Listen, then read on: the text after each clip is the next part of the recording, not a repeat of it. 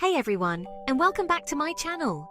You know I love a good dose of design inspiration as much as the next person. But let's be real, sometimes those picture-perfect designs aren't so picture-perfect when you try to live in them every day. Today, we're diving headfirst into the hilarious reality of magazine-worthy designs versus real-life scenarios. So grab your coffee, maybe not too close to that white couch though, and settle in comfortably. This is gonna be good. First up, let's talk about the all-white living room. Don't get me wrong, I love a good white room as much as the next person. The elegance, the simplicity, the sheer brightness, it's all very appealing. But you see those photos, right? The ones where the sunlight's streaming in and the furniture's so pristine you'd be too scared to even sit down. It's like a scene from a magazine, almost too perfect to be real. Life is messy, especially if you've got little ones running around. Kids bring joy, but they also bring chaos. Muddy paws, sticky fingers, those are just badges of honor in our house. They tell the story of a home that's lived in and loved. So while I adore the idea of an all-white living room, the reality is I'd be living in a constant state of low-grade panic. Every spill, every smudge would feel like a disaster. Give me a comfy sofa with some well-loved throw pillows any day. A place where you can truly relax without worrying about every little mark. Because those imperfections, those are what make a house a home. They add character and tell the story of the people who live there. Open shelving in the kitchen.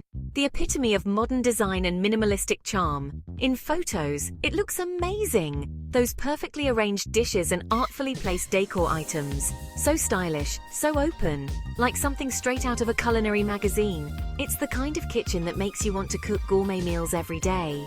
But then reality sets in, and I remember that I use like 3 plates on rotation, and my vintage cookbook collection consists of a slightly tattered copy of my grandma's biscuit recipe.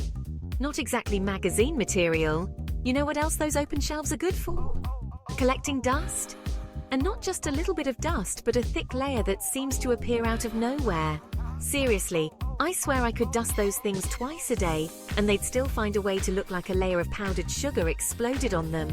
It's like a never-ending battle against dust bunnies. For those of us who are a little less perfectly curated and a little more lived in chaos, I say stick with cabinets. They hide all the mess and keep everything looking neat and tidy. You can thank me later. Trust me, your sanity and your duster will appreciate it. Next, the bathtub showpiece. Pretty to look at, impractical to use. You know the ones I'm talking about, those luxurious tubs you see in design magazines, usually perched on a platform or nestled in front of a giant window overlooking some breathtaking vista. They're the epitome of luxury, the kind of tubs that make you dream of long, relaxing soaks while gazing out at a stunning landscape. They're gorgeous, don't get me wrong. The sleek lines, the elegant curves, the sheer opulence of it all, it's enough to make anyone swoon. I'd love to soak in one of those with a good book and a glass of wine. In my dreams. But let's be real, how often do we actually get to enjoy such luxuries in our everyday lives? So, while those statement tubs might be great for a photo shoot, I think I'll stick to my good old-fashioned practical tub. It may not be as glamorous, but it gets the job done without any fuss. At least I can take a bath without feeling like I need a personal assistant to help me in and out of it. Plus, there's something to be said for the simplicity and reliability of a tub that's designed for everyday use. In the end, it's about finding what works best for you and your lifestyle. And for me, that's a tub that's not just pretty to look at, but practical to use every single day. Further on the topic, tiny accent tables, more trouble than they're worth. Alright, let's talk about tiny accent tables. They look cute and all, but they're mostly just annoying. You walk by too quickly and everything goes flying. I swear I've lost count of how many times I've stubbed my toe on one of those things. If you're looking for a functional piece of furniture, skip the tiny accent tables and go for something that can actually hold more than a teacup. Your shins will thank you. Next we talk about the art of the casually draped throw blanket. You know the look I'm talking about? That perfectly imperfect drape over the arm of a chair or the end of a bed?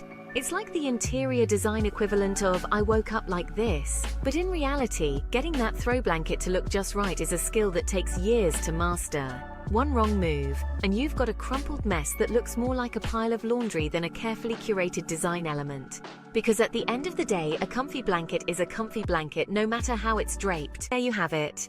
Design choices that look stunning in magazine photos, but maybe not so much in everyday life.